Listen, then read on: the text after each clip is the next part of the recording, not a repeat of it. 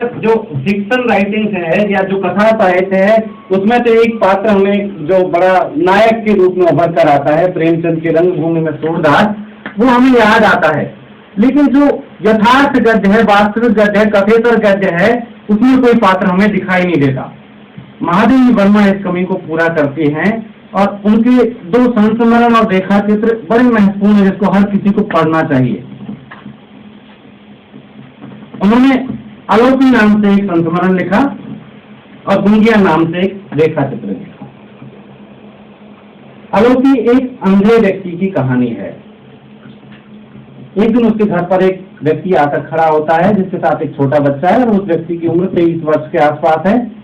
उसकी मुख्य चिंता यह है, देखिए जो हम 2 दिन से बातें कर रहे हैं कि हमें दया नहीं चाहिए, सहानुभूति नहीं चाहिए, हमें अधिकार चाहिए, बराबरी चाहिए। तो महादेवी वर्मा इस बात को रेखांकित करती है उस आलोकी के माध्यम से। उसका व्यक्तित्व उनको इसलिए आकर्षित करता है कि उसकी बूढ़ी माँ है, पिताजी गुजर चुके हैं। उसका नाम वास्तविक नाम आलोक दीन है, लेकिन आप देखते हैं गांव में नाम को छोटा करके घुमा के इस तरह से बना दिया जाता है। तो उसकी हार्दिक इच्छा है कि उसकी बूढ़ी माँ जो तरकारियां बेच करके घर का खर्चा चलाती है और वो जवान घर में बैठा हुआ जो ग्रहण करता है, वो चाहता है कि जो घर की आजीविका है उसमें उसकी हिस्सेदारी हो, वो स्वाश्रित हो, पराश्रित ना होकर के स्वाश्रित हो, कि मेरी बूढ़ी माँ तरकारी बेच के गुजारा चलाती है, मैं घर में बैठा हूँ, कितनी शर्म की बात है। काम की तलाश में वो महादेवी वर्मा के पास आता है। महादेवी वर्मा सोचती ये क्या काम करेगा, जिसको दिखाई देता वो क्या काम करेगा।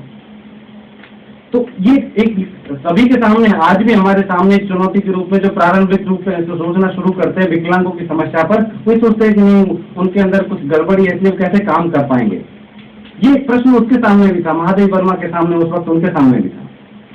तो वो कहता है कि ये जो लड़का है मेरे साथ में 11-12 साल का रघु, ये मुझे रास्ता दिखाएगा। मैं गांव से आपके हॉस्टल में, महादेवी वर्मा सब लोग जानते हैं कि लड़कियों के हॉस्टल में अध्यापिका थी, वार्डन भी थी, कि आपके हॉस्टल के लिए, आपके लिए मैं तरकारियां लाया करूंगा, गाँव के ताजा तरकारियां। और फिर होता भी वही है, वो लड़का उसको रास्ता दिखाता है और वो तरकारियां लेकर आता है। धीरे धीरे वो अपने व्यवहार की वजह से वहां की बालिकाओं का और महादेवी वर्मा का बहुत आत्मीय हो जाता है। अब देखिए कितनी मार्मिकता के साथ महादेवी वर्मा ने उसके व्यक्तित्व को चित्रित किया है। सामान्य तौर पर जो तुलसीदास की धारणा है, जो भारतीय समाज की धारणा है, महादेवी वर्मा उसको तोड़ती है और वो दिखाती है कि एक तरह की विकलांगता है, जो नेत्रहीनता है, इसके बावजूद व्यक्ति कितना संवेदनशील हो सकता है और वो दूसरों की दुख दर्द में कितना भागीदार हो सकता है। महादेवी वर्मा बीमार हो जाती है, बड़ी चिंता हो जाती है, कहीं से फिर वो किसी देवी की विभूति लेकर आता है कि जल्दी से ठीक हो जाए। उन बच्चियों का बहुत ध्यान रखता है। उसको अपनी बहन दिखाई देती है, जो उसकी स्मृति, क्योंकि आवाज से पहचानता है कि मेरी बहन की आवाज भी ऐसी थी जो गुजर गई जैसे इन बच्चियों की आवाज है। और जब उसको जो कॉलेज का फल वाला है वो कहता है कि मुफ्त में फल बांटता है, इस वजह से मेरी बिक्री बंद हो गई। तो एक गांव का सहृदय व्यक्ति किस तरह से वो कितना उदार है कि उसको इस बात का मालूम नहीं है, इस बात की जानकारी नहीं है कि मुफ्त में फल बांटना भी यहाँ पर गलत नजर से देखा जाएगा। वो जो बच्चों के प्रति प्रेम है उसका, तो महादेवी वर्मा उसके व्यक्तित्व को पूर्णता में चित्रित करती है, पूरी आत्मीयता के साथ में, पूरी मार्मिकता के साथ में, कि पाठक का एक सहज लगाव हो जाता है उससे कि इसका क्या होगा, कैसे इसका जीवन आगे चलेगा।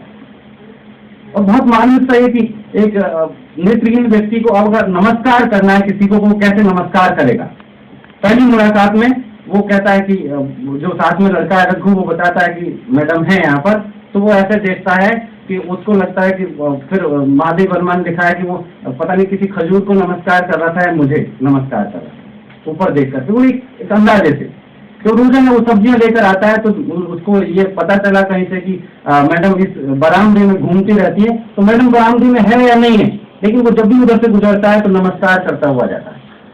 बहुत मार्मिकता के साथ में महादेवी वर्मा ने उसका व्यक्तित्व उकेरा है आगे। लेकिन उसके जीवन में जब त्रासदी की और शुरुआत होती है वो बढ़ करके कि उसके जीवन में एक उसी की जो वो काशी है, जो सब्जियां पैदा करते हैं, तो महादेवी वर्मा के लेखन की विशेषता ये भी है कि जो भी वंचित तबके हैं, ज्यादातर उन्हीं के पात्रों को उन्होंने उठाया। उनके इर्द गिर्द वही रहते थे जो या नीची जातियों के हैं या महिलाएं हैं या तथाकथित पिछड़े हैं, किसी भी रूप में वंचित है, उन्हीं के बारे में महादेवी वर्मा की सहानुभूति ज्यादा प्रखर रूप से प्रकट हुई है।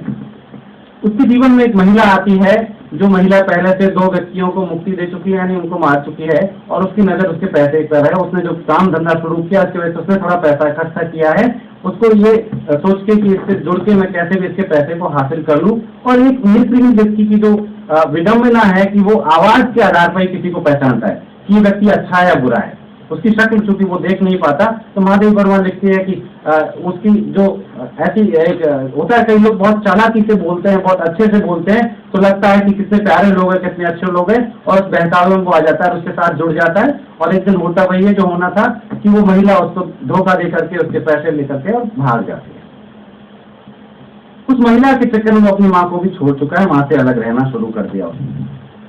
इस बात की दोनों, एक तरफ वो महिला उसको जो धोखा दे देती है, तो जो उसका पूरा साहस, ईमानदारी और आत्मविश्वास था, उसको उस विश्वासघात ने तोड़ दिया, और उसकी वजह से वो दिन रात टूटता रहता है, इंतजार करता है कि वो आएगी, वो ऐसा नहीं कर सकती।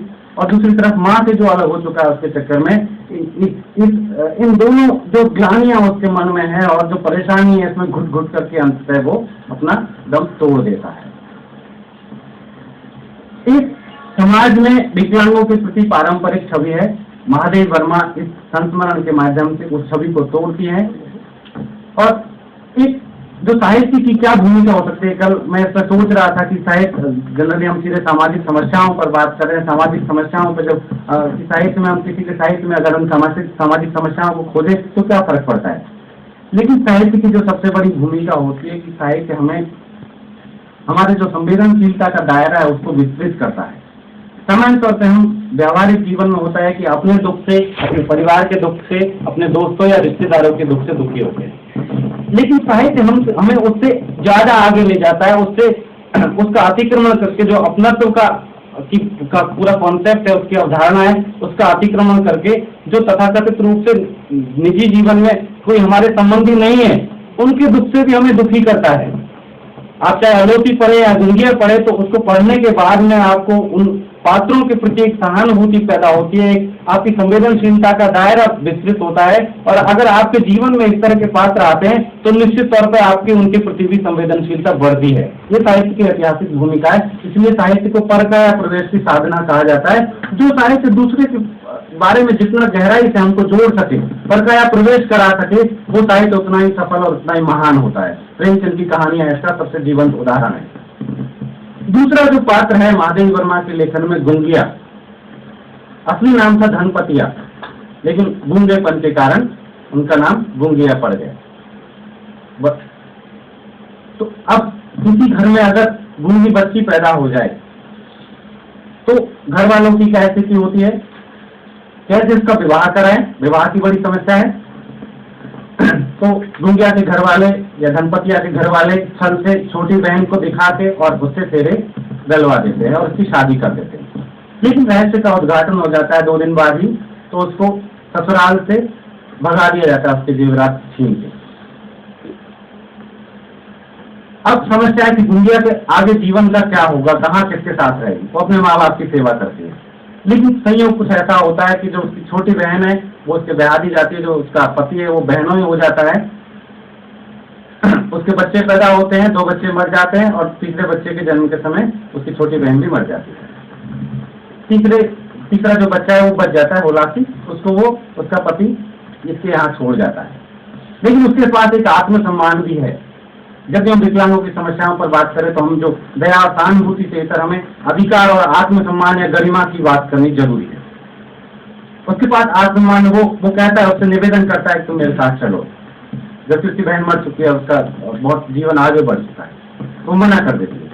उस बच्ची को रखने के लिए मना नहीं कर पाती, उसके अंदर ममता का भाव है, लेकिन उस व्यक्ति के साथ जाने से मना कर देती है कि विपरीत परिस्थितियों में तो तुमने मुझे छोड़ दिया था। अकेले रहती है। उस बच्चे का जिस ढंग से वो पालन करते हैं, पूरा गांव आश्चर्य करता है कि माँ भी अपने बच्चे को उतने अच्छे ढंग से नहीं रख सकती। उसके लिए खिलौने लाना, उसके लिए कपड़े सिलना, उसके हर जितनी भी इच्छाएं उनको पूरी करना। लेकिन इस प्रक्रिया में होता यह है कि अगर किसी की माँ गूंगी है या वो उसकी सगी माँ नहीं है, तो उसको समाज प्रताड़ित करता है, वो भी समाज के द्वारा प्रताड़ित होता है। समाज उसको गूंगी का बेटा या कहीं से भगा के ले आई है या किसी का उठा के ले आई है या बाप से छीन के ले आई है, इस तरह की उड़ानाएं देता है, तो वो उससे मुक्त होना चाहता है जिस माँ ने उसको पाल पोस के बढ़ा दिया। तो माँ की ममता देखिए कि वो उसको जब पता लगता है कि उसका जो बाप है वो कानपुर में रहता है कहीं, तो उसके पास भेज देती, चले जाओ कोई बात नहीं। उस मानवीयता को आप देखिए कि जब माँ उसको स्टेशन पर छोड़कर आती है, वहां से कैसे बिलखते हुए कभी खेत की मेड़ पर बैठती है, कभी रास्ते में किसी पेड़ के नीचे बैठती है, और रात भर तुलसी के चौड़े के पास पड़ी रहकर पूरी रात गुजार देती है। जिस बेटे से इतनी आत्मीयता हो चुकी है वही बेटा छोड़कर चला जाता है, लेकिन उसका बाप उसको नहीं अपनाता, वो दूसरी शादी कर चुका है, उसके बच्चे हैं, वहां रहने के लिए उसके लिए जगह नहीं है, वो वापस आ जाता है। फिर एक बाबा जियों की टोली आती है, वो बाबा जियों की टोली के साथ होकर घर से भाग जाता है, कलकत्ता चला जाता है। नेकी का समय तक होता है। गांव में पहले होता था कि जो पढ़े लिखे गांव में कोई है उनसे चिट्ठियां लिखाया करते थे। लेखिका के पास वो गया, चिट्ठी लिखाने आते हैं, मेरे बेटे के नाम चिट्ठी लिखो, जिसका कोई पता नहीं है कहाँ रहता है, बस ये जानकारी मिली कहीं कलकत्ता में रहता है। लेखिका के सामने ये मुश्किल है कि कैसे उसकी चिट्ठी लिखे, तो कोई बात कहती है अच्छा तुम भाग गए, अच्छा नहीं किया तुमने, फिर वो मना कर देते, नहीं ऐसा मत लिखो, उसको बुरा लगेगा। बहुत सोच विचार करके चिट्ठी लिखी जाती है और सवाल है कि किस पते पे भेजे, तो लिख देती है कि उलासी जी तेली कलकत्ता।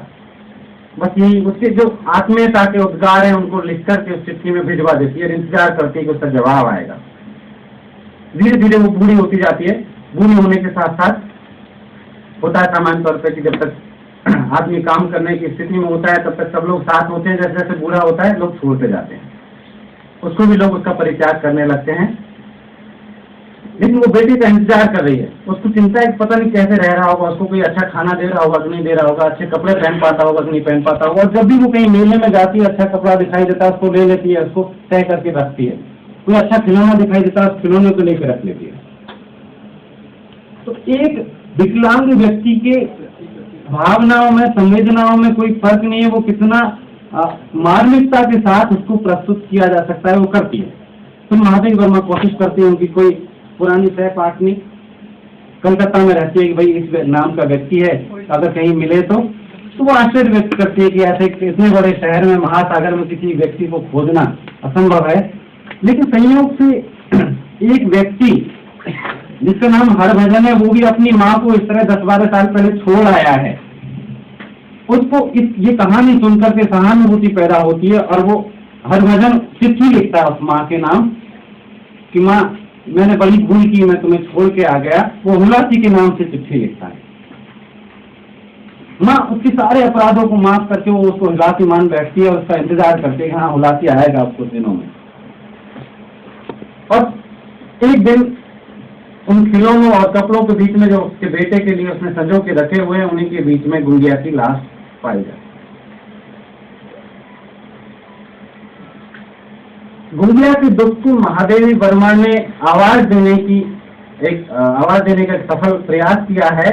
और जो साहित्य का मैं कह रहा था, साहित्य का जो सबसे बड़ा काम है परकाया प्रवेश की साधना, वो हमारे संवेदनशीलता के दायरे को विस्तृत करता है। तो जब अलौकिक या गुंगिया का पूरा चरित्र खत्म होता है तो कहीं न कहीं हम उनसे बहुत गहरे में जुड़ चुके होते हैं। हमारे मन में एक चीज छोड़ जाती है महादेव की, बहुत गलत हुआ। और गलत किसने किया? दोनों स्थितियों में, दोनों जो संस्मरण रेखा चित्र है, दोनों में जो तथाकथित रूप से पूर्ण व्यक्ति है, संपूर्ण व्यक्ति है, जो समाज के जो मुख्य धारा में है, उन लोगों ने उनके साथ गलत किया, उन लोगों ने जो किया। तो कहीं न कहीं एक मैसेज इसमें निहित है, एक संदेश निहित है कि जो खुद को परिपूर्ण मानते हैं, श्रेष्ठ मानते हैं, वो अगर इन विकलांगों के साथ या किसी भी रूप से जो वंचित है उनके साथ में अगर न्याय नहीं कर सकते, उनको खुशी नहीं दे सकते, तो कम से कम दुख ना दे दें। हमारे परिवार के, हमारे जो भी मिलते हैं, हमें हमारे सहपाठी है कोई या हमारे साथ कलीग है कोई, तो उनके प्रति ये मैसेज महादेवी वर्मा का ये होने को 60-70 साल पुरानी घटनाएं हैं। लेकिन इसके बावजूद ये हमारी संवेदनशीलता का दायरा विस्तृत करते हुए ये हमारे अंदर एक बोझ जगाती है कि अगर ऐसे व्यक्तियों की आप मदद नहीं कर सकते तो कम से कम उन्हें दुख मत पहुंचाओ। एक इंसान होने के नाते आप अपने कर्तव्य को याद रखो। इसलिए महादेव वर्मा के इन रेखा चित्रों को आप उसी संवेदनशीलता के दायरे के संदर्भ में पढ़ें। इसको परकाया प्रवेश की साधना, सफल साधना के रूप में पढ़ें। और जो कल हम बात कर रहे थे कि आज चीजें आसान हो गई है, कल डॉक्टर गौरव साहब जो IIT रुड़की से आए थे, उन्होंने टॉयलेट की जो समस्याएं थी उनको चित्रित किया। इसमें भी ये महादेव वर्मा ने लिखा है कि अगर जो गुंगिया है उसके तालू और जीभ में जो समस्या रह गई थी वो ऑपरेशन से संभव थी ठीक होना, लेकिन उसके पिता के पास पैसा नहीं था, इसलिए वो ऐसा करा नहीं पाया। आज ऐसा संभव है। तो जहां भी हमें ये एक संदेश इसमें ये भी निहित है कि जो ऐसे व्यक्ति हमें दिखाई देते हैं जिनकी हम इस रूप में मदद कर सकते हैं तो हमें करनी चाहिए। उनके परिवारों को इसमें कोताही अपनी प्रायोरिटी में, उसको प्राथमिकता में ऊपर रखना चाहिए।